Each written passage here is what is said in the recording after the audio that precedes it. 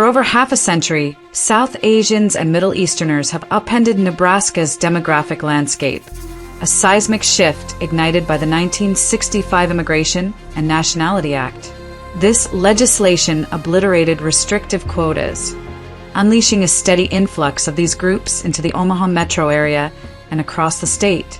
By April 2025, their conspicuous presence, marked by vibrant saris, Arabic conversations, and proliferating musalas and Hindu temples, has jolted Nebraska's historically white, Christian identity. In Omaha's bustling markets and quiet rural towns, their cultural practices spark unease among locals, who perceive a refusal to assimilate into the Heartland's traditional fabric. Questions swirl. How did these newcomers infiltrate Nebraska? Are they here legally? Can the Trump administration's aggressive immigration crackdown dislodge them? These debates expose raw divisions, with some praising their economic contributions, while others decry a creeping cultural alienation. The rapid diversification of Nebraska, once a bastion of homogeneity, has fueled resentment as residents grapple with unfamiliar languages and customs in their schools, workplaces, and streets. This article dissects the scale of their settlement, tracing their arrival through legal and illegal pathways, and probes the feasibility of their removal amid tightened enforcement.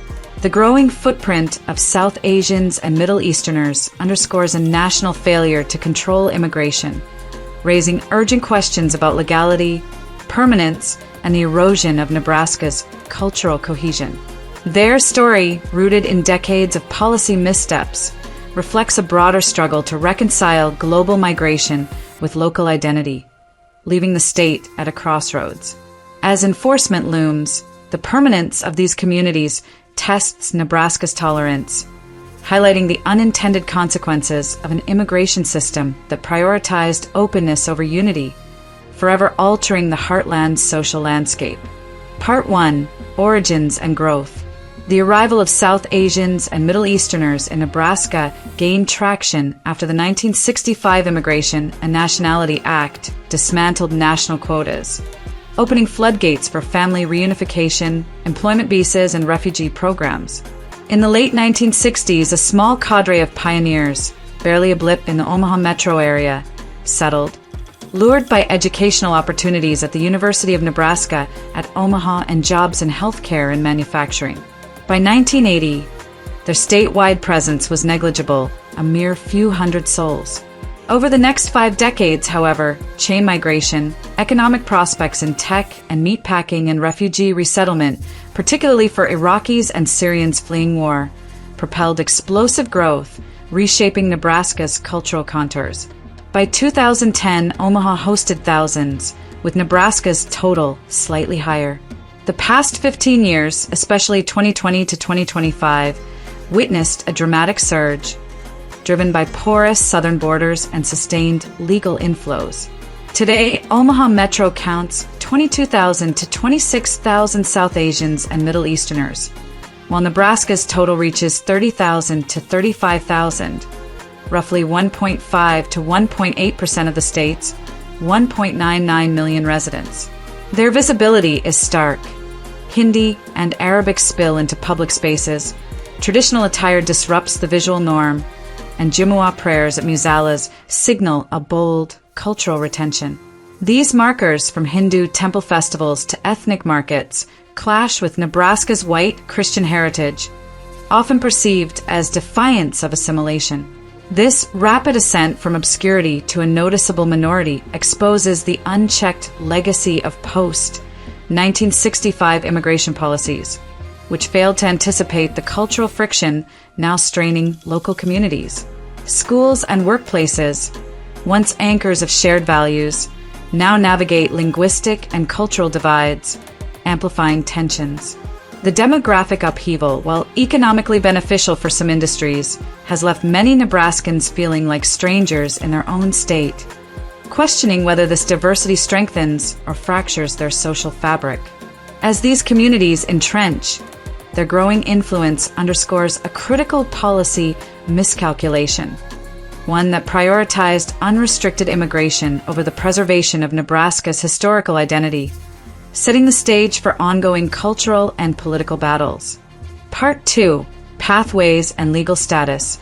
South Asians and Middle Easterners have infiltrated Nebraska through a complex web of legal and illegal pathways, exploiting the state's economic allure and lax immigration oversight. Legally, many arrived via H-1B visas for tech and healthcare professionals, F-1 student visas at universities like UNO, and refugee programs for Iraqis and Syrians.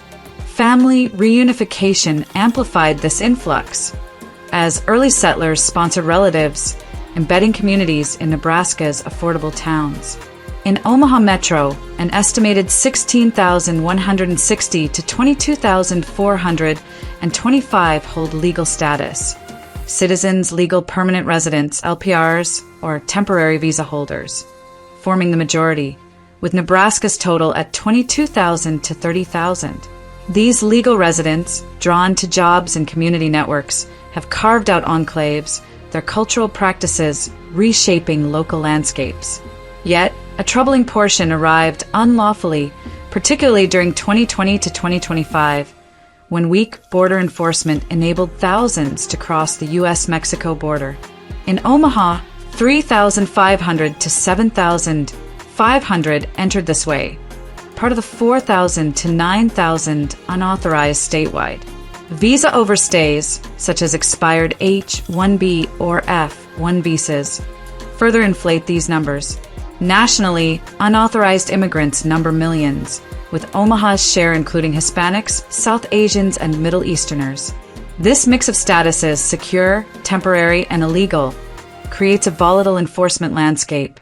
Permanent residents enjoy near immunity, while temporary visa holders and unauthorized immigrants face mounting risks under stricter policies. Nebraska's economic pull from meatpacking to tech sustains this influx, but the unchecked growth of unauthorized populations fuels local resentment.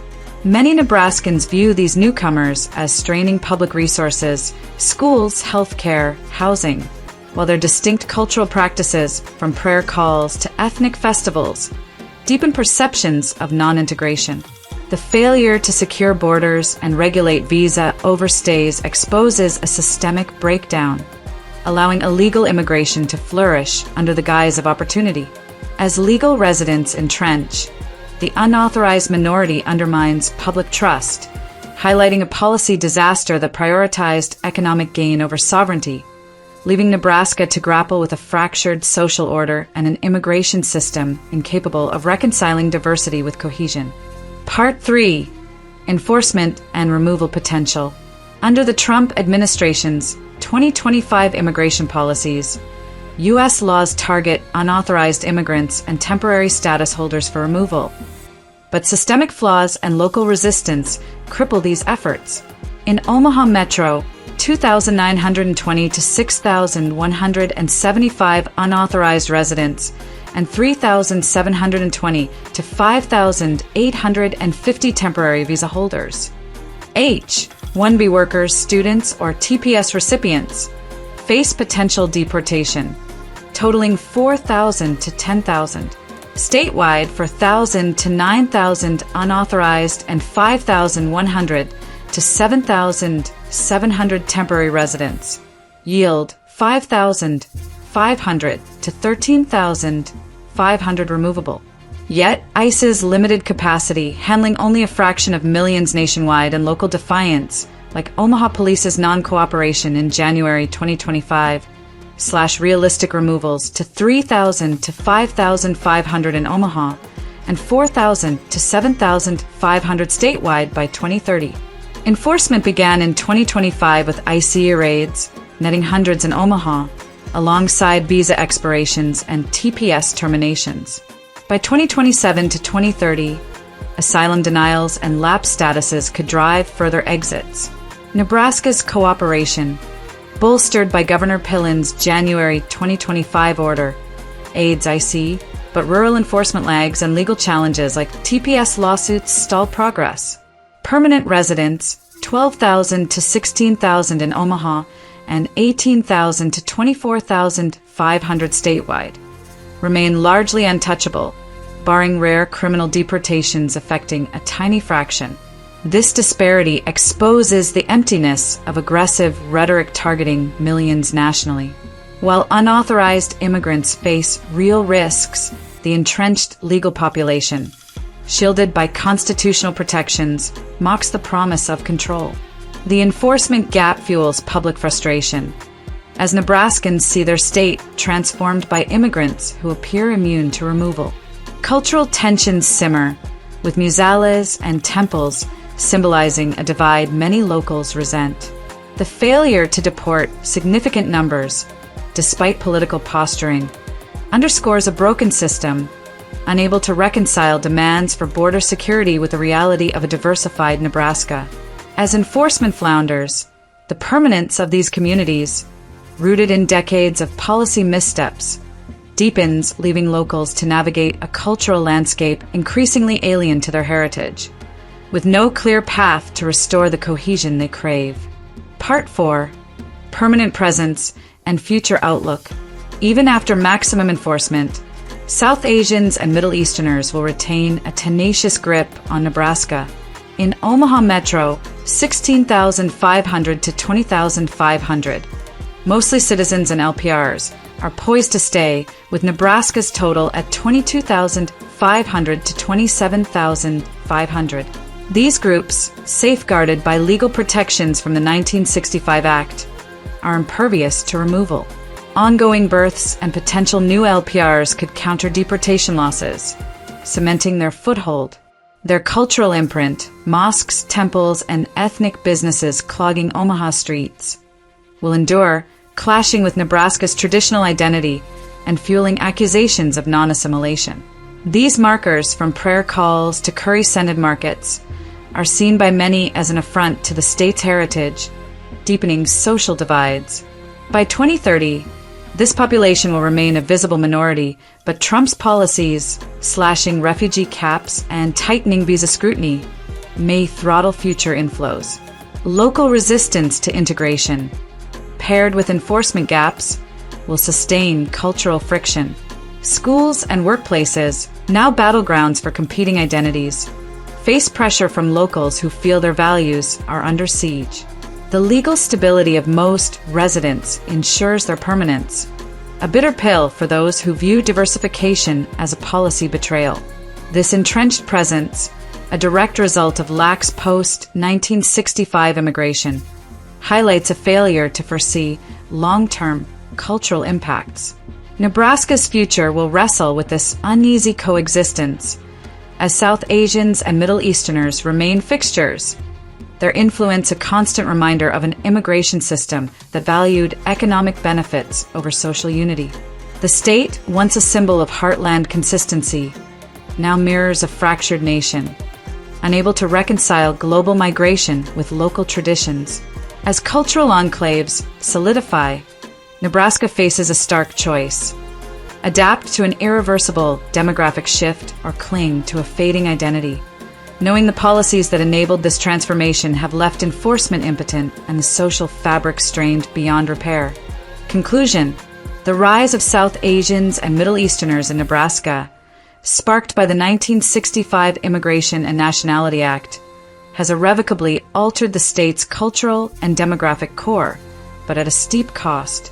From a negligible presence in the 1970s, their numbers ballooned to 22,000 to 26,000 in Omaha Metro and 30,000 to 35,000 statewide by April 2025, fueled by legal pathways, H-1B visas, refugee programs, family reunification, and unchecked border crossings.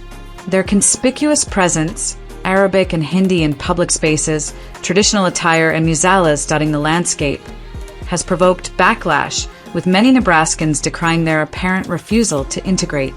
The Trump administration's 2025 enforcement targets 4,000 to 7,500 for removal statewide, including 3,000 to 5,500 in Omaha, focusing on unauthorized and temporary residents. Yet the majority, 22,500 to 27,500, are citizens or LPRs, shielded from deportation barring rare criminal acts. This entrenched population exposes the futility of enforcement and the catastrophic legacy of decades of permissive immigration policies. Their cultural footprint, from ethnic festivals to mosques, will persist though tighter borders and visa restrictions may curb future growth. Nebraska's diversification, while permanent, fuels relentless tension as locals mourn a state no longer reflective of its historical roots. Schools, workplaces, and neighborhoods, once unified by shared values, now navigate a cultural chasm, with many residents feeling displaced. The 1965 Act's fallout has embedded South Asians and Middle Easterners in Nebraska, but their permanence amplifies a broader national failure to balance immigration with cultural unity. As enforcement falters, the state faces an uncomfortable reality. These communities, bolstered by legal protections, are here to stay, their influence a constant challenge to Nebraska's identity. The Heartland, reshaped by policy missteps, must confront this new normal, where global identities clash with local traditions, leaving a fractured social landscape and a lingering question of whether cohesion can ever be restored.